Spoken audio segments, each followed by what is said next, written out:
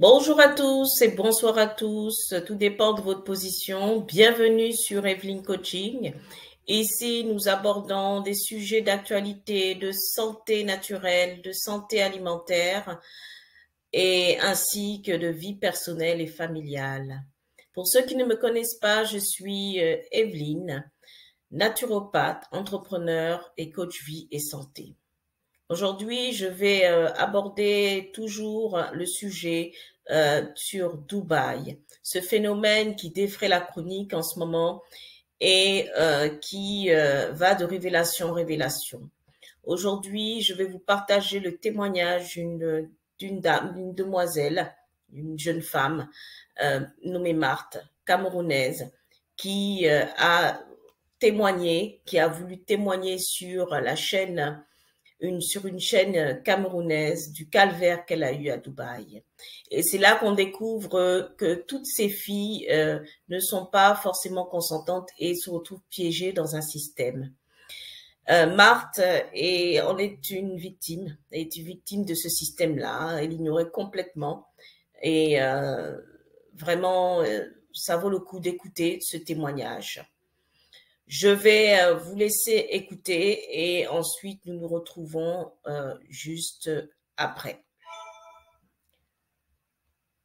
Je vous demande un petit instant.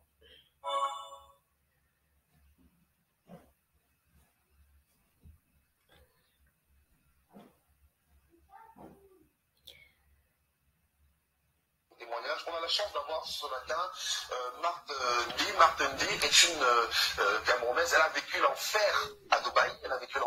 C'est malheureusement le quotidien de beaucoup d'Africaines qui ont fait miroiter un avenir radieux qui finalement deviennent des esclaves, parfois des esclaves sexuels et vivent dans des conditions terribles. Alors ce matin, elle est avec nous sur le plateau. Âme sensible, bien vouloir vous abstenir, nous fera un témoignage. Je la rejoins tout de suite. Bonjour Marthe et merci à vous d'avoir accepté l'invitation. Je vous fais la bise. Comment allez-vous? Voilà. Alors, vous revenez de Dubaï. Vous êtes parti du Cameroun pour Dubaï. Et on vous promettait le ciel et la terre à Dubaï. Mais finalement, au bout de quelques jours, tout cela s'est transformé en cauchemar. Est-ce que vous pouvez nous raconter votre histoire, Marthe? Oui, ça a commencé par quelqu'un qui m'a donné le contact d'un monsieur qui est à Dubaï, un arabe. Et c'est de là où tout a commencé. J'ai fait mes papiers et j'ai payé tout ce que il fallait pour voyager. Étant arrivé de là, le monsieur est venu me prendre et voilà où mon enfer commence. Le premier jour, il me fait comprendre d'appeler toute ma famille et convaincre ma famille que je suis bien arrivée. Je l'ai fait, mais le lendemain, c'était une autre chose. Alors, vous êtes allé à Dubaï faire quoi concrètement? Est-ce que vous avez une formation ici au Cameroun? Qu'est-ce qui vous a motivé, vous, à partir à Dubaï? Oui, c'est que je n'avais pas de travail. Et j'ai un niveau bac anglophone et j'ai fait l'hôtellerie. Et après ça, tellement je cherchais de travail, rien. Quand j'ai eu cette occasion, je me suis lancée et je partais là travailler comme secrétaire personnel au monsieur de l'ARA. Bon, arrivé là, étant là-bas, j'ai commencé à travailler pour lui, mais je me suis rendu compte que quand j'ouvrais ses mails, il était en train de dire aux filles de venir travailler pour lui. Mais ce n'était pas ce qu'on faisait. Ce qu'on faisait, c'était qu'il vendait des filles dans des maisons, comme prostituées, comme des esclaves. Surtout moi, j'avais que 2 heures de repos. Toute la journée, je dois travailler, je dois faire tout ce qu'il me demande et abuser de moi sexuellement. Et tout ça, il n'y a pas de repos. Et il y a aussi on te bat, on te fouette avec la ceinture. Et il y a d'autres filles que je ne voyais pas où ils partaient. Parce que quand je joue cette rôle, de les convaincre d'arriver, j'étais obligée de les faire. Et dès que cette fille arrive, on m'enferme dans une chambre. Et après, je ne sais pas où on amène toutes ces filles-là. Et c'est comme ça que la vie n'était pas facile. Tout ce que je voulais, c'était juste de rentrer dans mon pays. Mais comme on était tous en sécurité, on ne parlait pas. Tout ce qu'on te demandait de faire, ce n'est que ce que tu devais faire. Et si tu ne le fais pas, on te tape, on peut même te couper la main, on te bat. C'était donc tout ce que je vivais en ce moment. Mais je n'avais pas moyen de sortir. Alors, est-ce qu'il a récupéré votre passeport quand vous êtes arrivé à Dubaï? Quand vous êtes arrivé, il vous a bien accueilli, on a récupéré le passeport? Oui, dès l'aéroport, il a pris mon passeport. C'est la première chose quand il prend, quand il vous salue. Et c'est de là qu'il m'amène à la maison. Et quand il m'a amené à la maison, le premier jour, ils m'ont présenté une chambre pour que je dorme. Mais le lendemain, ce n'était plus ça. Je dormais plutôt à côté de son lit parce que lui-même, il était malade. Il avait une toux à laquelle il toussait et il fallait un plastique à laquelle, à chaque fois, je dois changer ce plastique. Je dois lui faire son thé et je me couche à côté de son lit. La nuit, s'il a toussé, je prends ce plastique, j'arrête et il crache et je le porte, je le verse. Et je suis obligée de faire tout ce qu'il me dit sexuellement. Il vous a demandé de faire des fellations, vous faisiez des fellations? Oui, je le faisais. Malgré son état de santé. Oui, je dois tout faire ce qu'il me dit. Même si c'est à manger les caca, je dois le faire. Est-ce que c'est la situation de beaucoup d'Africaines dans ces pays arabes-là? Est-ce que vous avez rencontré d'autres Africaines et Camerounaises à Dubaï? Oui, quand je fuis de là, je me suis retrouvée en prison, je trouvais d'autres filles. Des filles qui avaient des blessures, des filles enceintes. Ils ne reconnaissent même pas le père parce que le cousin, l'oncle, le père, tous abusent d'elle. Et c'est comme ça que certains, tout ce que chacun voulait, c'était de rentrer dans le pays. Et toutes ces filles étaient tous blessées. On priait juste qu'on puisse rentrer dans notre pays. Et comme nos passeports étaient à nos patrons, ils n'avaient pas moyen. Et surtout comme il n'y a pas l'ambassade. Il faut chercher quelqu'un qui peut aller signer votre passeport pour que vous puissiez rentrer dans notre pays. C'est comme ça donc j'ai trouvé d'autres personnes. Et j'ai vécu vraiment des scènes à laquelle je voyais cette fille camerounaise, des filles africaines qui arrivaient. Et je me disais souvent que c'était même sûr qu'on les tuait. Parce que je vivais vraiment certaines scènes. J'étais là présent, je voyais tout, mais je n'avais pas le droit de parler. Tout ce qu'il fallait faire, c'est juste jouer cette rôle. Ou non, moi aussi, je dois mourir. Donc dans cette société arabe-là, il n'y avait aucune considération pour vous, les Africaines, vous étiez totalement maltraitées, exploitées sexuellement. On parle même d'autres filles aussi qui sont obligées de se livrer à la prostitution aussi. Oui, oui, oui. Là, c'est même normal. Ce qui est même plus, c'est celle à laquelle on vous oblige à faire des sexes, dans des choses que vous ne connaissez même pas. Sexuellement, vous avez... qui a été votre cas. Oui. Vous avez passé le temps à faire relation à votre maître qui lui était pas en santé du tout. Oui. Et vous travaillez, vous avez que 2 ou 3 heures de repos, on vient vous réveiller et vous ne vous couchez pas bien sur un lit, c'est juste au sol.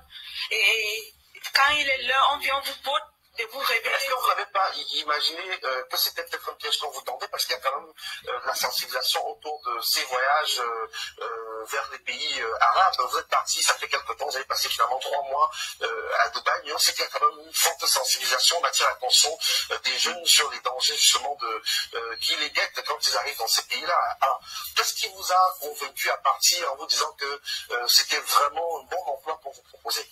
Moi, je causais chaque jour avec ces messieurs. On a pu causer pendant 1 mois et demi. Étant ici, là, je ne vous mens pas, monsieur, c'est des choses à laquelle j'appelle l'attention de toutes mes soeurs et tous mes frères, d'être vigilants.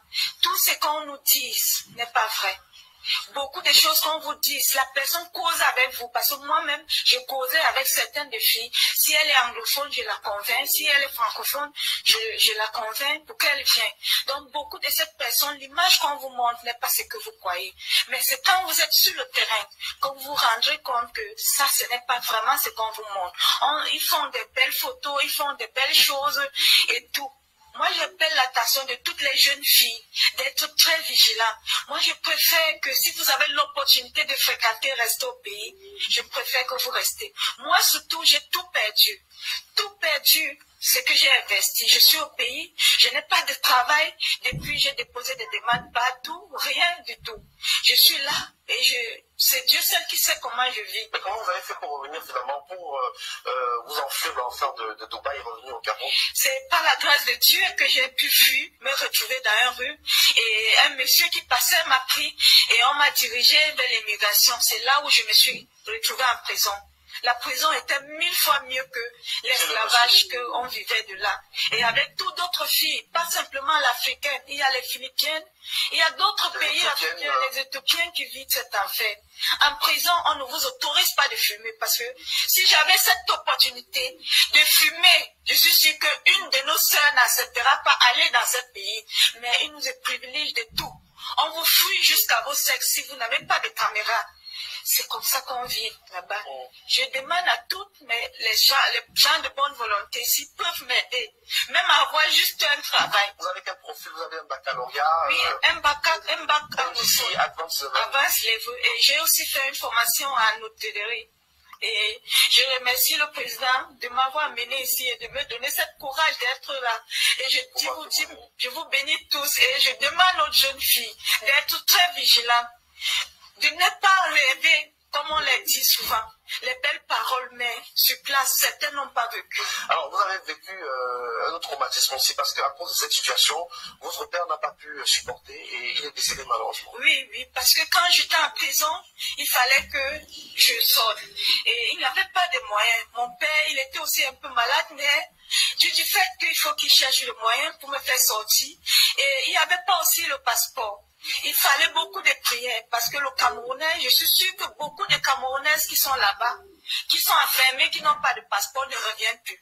On vous envoie au Saint-Radier, c'est comme ça que vous vous retrouvez et vous vivez toutes vos années là. Si un jour on vous cherche, tant mieux, sinon toute vos vies. Ceux qui n'ont pas peur, ceux qui ont peur d'affronter la réalité et dire que la vérité reste là. Et alors, depuis que vous êtes revenu, est-ce que vous avez cherché à rentrer en contact avec le monsieur qui vous a fait partir à Dubaï? Je ne sais pas si c'est un pasteur.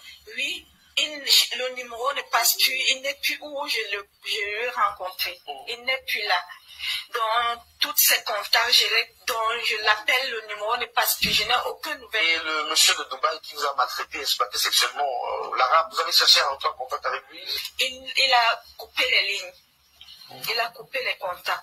Mais j'essaye souvent par ses emails parce que c'était pas ses emails qu'on communiquait et tout et tout.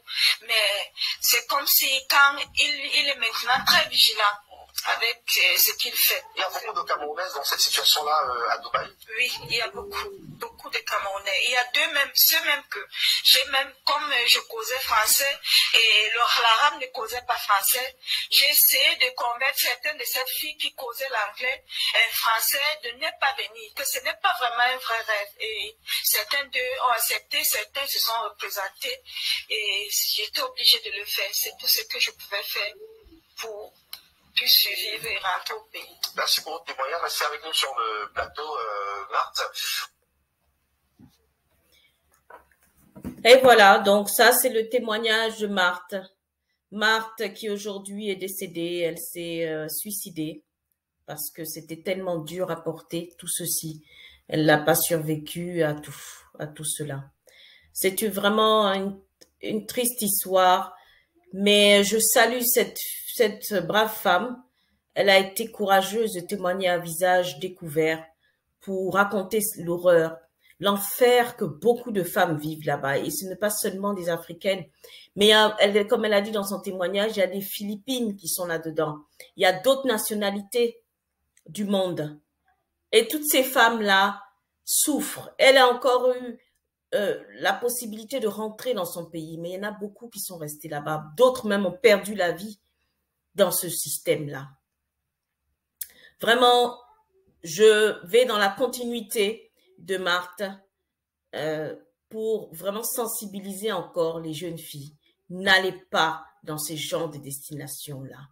Vraiment, s'il vous plaît, si vous pouvez faire votre vie sur place ou aller dans des pays où on respecte les droits de l'homme, s'il vous plaît, évitez, faites attention. Il y a beaucoup d'esclavage. Il y a beaucoup d'esclavage dans ce genre de pays. Faites attention.